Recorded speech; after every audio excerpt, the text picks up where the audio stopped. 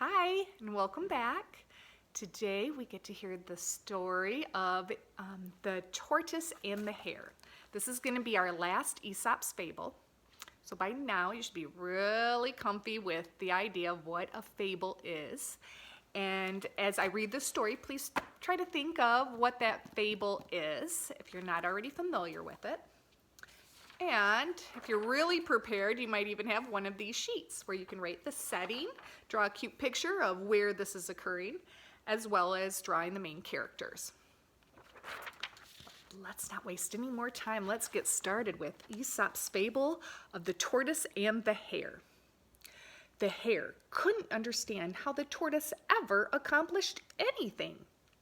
Tell me, demanded the hare as he hopped circles around the tortoise. How do you get things done? You move so slowly that you hardly move at all.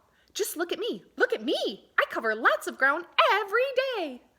To prove it, the hare sprinted across the field and back again before the tortoise could open his mouth.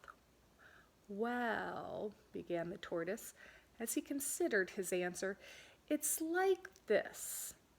First of all, I find it much better to plan ahead. And then, no time for this, no time, interrupted the hare, and in a flash he was gone. A few days later, the hare happened to meet the tortoise on a mossy rock. Hey there, Mr. Tortoise, shouted the hare, appearing suddenly and giving the tortoise a terrible scare. If you don't watch out, somebody's going to make soup of you. Oh, replied the tortoise, poking his head out of his shell. You're just mocking me. Besides, I don't believe... But the hare was impatient. I think what you need is some exercise. It'll start your heart beating and pumping. It'll get your blood moving. Try it. You'll see. Exercise, said the tortoise. Let me think a moment.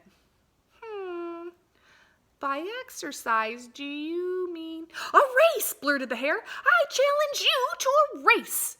And before the tortoise could reply, the date was set. On the morning of the race, everyone turned out to witness the contest of the season. The owl had selected a fair course the night before, and the lion and the frog agreed to judge the race and announce the winner. The tortoise and the hare stood side by side at the starting point. The race was about to begin. The crowd held its breath. A crow sitting in its nearby tree dropped a twig, signaling the start. When the twig hit the ground, the racers were off. The shouts and croaks and cocks and barks of the crowd were deafening. But the hare was already too far ahead to hear them. The tortoise moved slow along as fast as he could, which is to say, not very fast at all. But soon he too was well away from the starting line.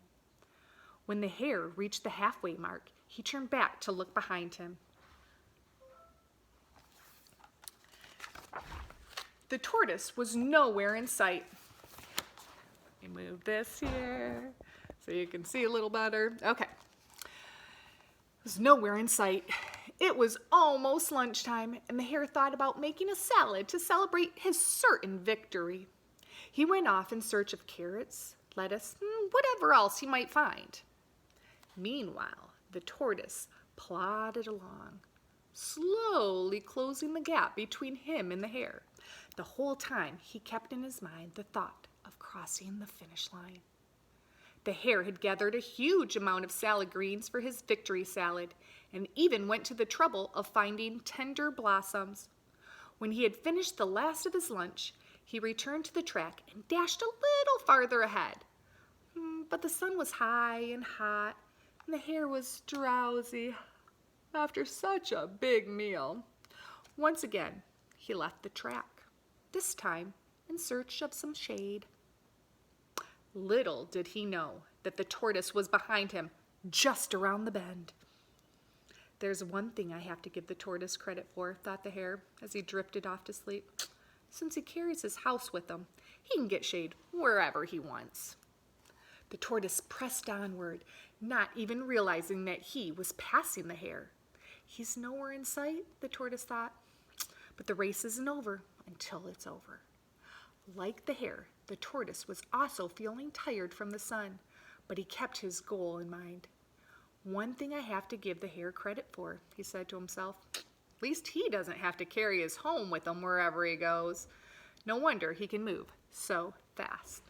The tortoise kept moving, and the hare dreamed about victory. A while later, the tortoise began to hear the friendly sounds of animals chirping, cawing, and growling, and he realized that he was nearing the finish line. As he cleared the top of the hill, he could see the crowd at the bottom. The crowd saw him too and began to cheer. In his dream, the hare thought the cheers were for him. But suddenly he awoke and realized the race was not won. He jumped up and dashed for the finish line. He reached the top of the last hill just in time to see the tortoise win. Okay, so the moral of this story, if you haven't guessed yet, is slow and steady wins the race. Now, in our book, we also have our Bible verse. One moment. Voila. Okay, here we go. We have The Tortoise and the Hare by Aesop. The verse is from 1 Corinthians, and it says, "Do you not know that in a race all the runners run, but only one receives the prize? So run that you may obtain it. So I do not run aimlessly. I do not box as one beating the air, but I discipline my body and keep it under control, lest after preaching to others, I myself should be disqualified." 1 Corinthians 9:24, 26, and 27. Let's take a quick moment to pray. Dear Jesus, thank you for this time that we can share stories and fables. And as we move through our days, please help us to keep our eyes on you. Keep our eyes on heaven and where the finish line really is. We love you. Thank you, Jesus. Okay, so we've got a really cute art project for you to do. Look at this guy, the turtle, and you are making your own story. So you will staple all of these pages together, and then the very end has, voila. All of these pieces are available for you. Oh, here you go. So you're going to do this, and you can color your turtle any way you'd like. That is it today. Thank you guys. Have a great week.